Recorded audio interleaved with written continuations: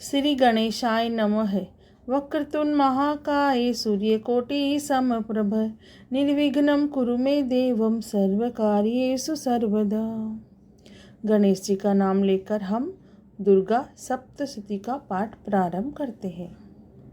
सर्वमंगल मांगल्ये शिवे सर्वार्थ साधिके शरण्ये त्र्यंबके गौरी नारायणी नमोस्तुते। हे माँ दुर्गा, हे माँ शक्ति, हम आपका पाठ बहुत मन से और भाव से पढ़ रहे हैं। आप हमें भी शक्ति प्रदान करना, हमारी इच्छा पूरी करना। अब हम दुर्गा सप्तशती का 6वां अध्याय प्रारंभ करते हैं। महर्षि मेघा ने कहा, देवी की बात सुनकर दूत क्रोध में भरा हुआ वहाँ से असुरेंद्र के पास पहुँचा और सारा वृत्तांत उसे कह सुनाया।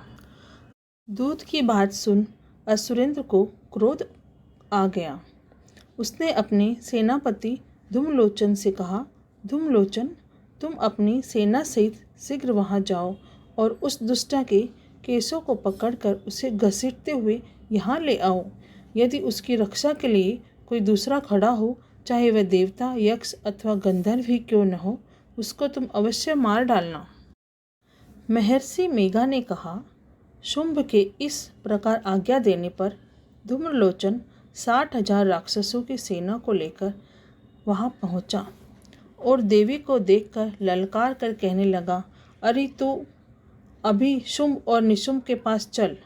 यदि तू प्रसन्नतापूर्वक मेरे साथ न चलेगी तो मैं तेरे केशों को पकड़कर घसीटता हुआ तुझे ले चलूँगा। देवी बोली, असुरेंद्र को भेजा हुआ तेरे जैसा बलवान यदि बलपूर्वक मुझे ले जाएगा तो ऐसी दशा में मैं तुम्हारा कर ही क्या सकती हूँ। महर्षि मेघा ने कहा। ऐसा कहने पर धूम्रलोचन उसकी ओर लपका, किंतु देवी ने उसे अपनी हुंकार से ही भस्म कर डाला।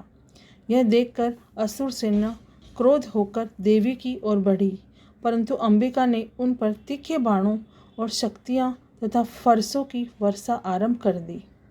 इतने में देवी का वाहन भी अपनी ग्रीवा के बालों को झटकता हुआ और बड़ा भारी शब्द करता हुआ असुर सेना में कूद पड़ा। उसने कई असुर अपने पंजों से, कई अपने जबड़ों से और कई को धरती पर पटक कर अपनी दाढ़ी से घायल करके मार डाला। उसने कई असुरों के अपने नखों से पेट फाड़ डाले और कई असुरों का तो केवल थप्पड़ मारकर सिर धड़ से अलग कर दिया। कई असुरों की भुजाएं सिर तोड़ डाले और गर्दन के बालों को हिलाते हुए उसने कई असुरों को पकड़कर उनके पेट फाड़कर उनका रक्त पी डाला। इस प्रकार देवी के उस महाबलवान सिंह ने क्षण भर में असुर सेना को समाप्त कर दिया। शुंभ ने जब ये सुना कि देवी ने धूम्रलोचन असुर को मार डाला है और उसके सिंह ने सारी सेना का संहार कर डाला है, तब उसको बड़ा क्रोध आया। उसके मारे क्रोध के होठ फड़कने लगे और उसने चंड और मुंड नामक महाअसुरों को आज्ञा दी, हे चंड, हे मुंड, तुम अपने साथ एक बड़ी सेना लेकर वहां जाओ और उस देवी के बाल पकड़कर उसे बांधकर तुरंत यहाँ ले आओ। यदि उसको यहाँ लाने में किसी प्रकार का संदेह हो तो अपनी सेना सहित उससे लड़ते हुए उसको मार डालो और जब वह दुष्टा हो, उसका सिंह दोनों मारे जावे, तभी उसको बांधकर ले आना। अब हमारा 6वां अध्याय समाप्त हुआ है। जय माता दी, जय माता दी, जय माता दी।